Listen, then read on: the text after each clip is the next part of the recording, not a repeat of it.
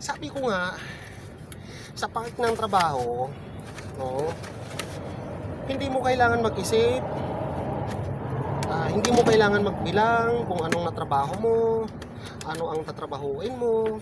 So nasa sayo lang yan. Depende sa'yo pagising mo sa umaga kung anong tatrabahuin mo.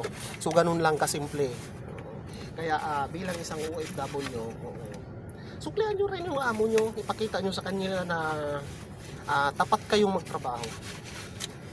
So ganun lang.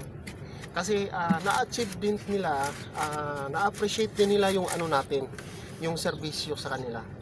Tulad ko, no, siyempre pinagmamalaki ko dahil mabait yung amo ko. Number one, malaya ako sa kusina. Malaya ako kumain, magluto, o anything.